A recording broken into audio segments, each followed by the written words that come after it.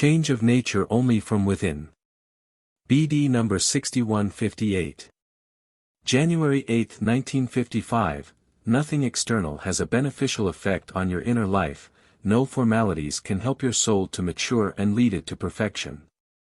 Your change of nature can only be accomplished from within.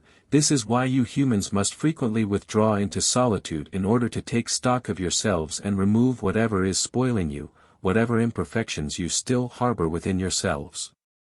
External sources can certainly draw your attention to conducting this psychological work. You can be taught how to achieve it, what you ought to observe, what you must avoid because it is harmful, and what you should do to become perfect. But you must accomplish it yourselves, and only by means of detaching yourselves from everything external, even if you are in the midst of the world and forced to fulfill your duties.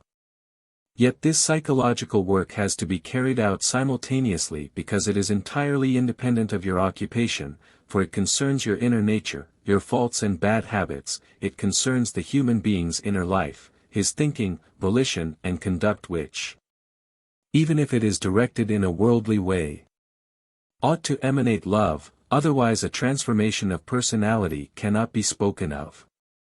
Hence your psychological work has to consist of refining your thinking and inclinations and of directing them towards divine goals. You always have to make an effort to live a life of unselfishness, selflessness, gentleness and patience, of peacefulness.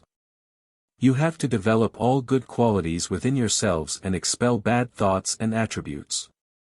And all this requires the sincere will to live correctly before God. It need not become outwardly obvious, that is, it should not be outwardly displayed.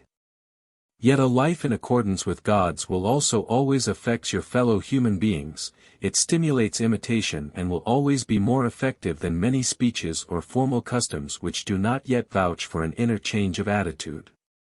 A person can only change if he takes serious stock of himself by thinking about his shortcomings and faults and resolves to improve himself.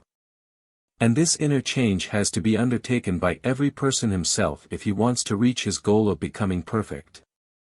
The resolve also has to be followed by the deed, or the will is not in earnest.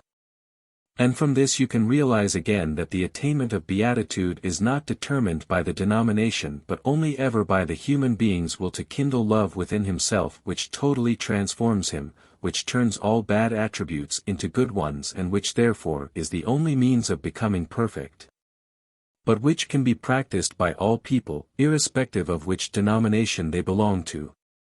All denominations, however, teach love. This is why all of them can lead to perfection, yet no denomination can guarantee this perfection.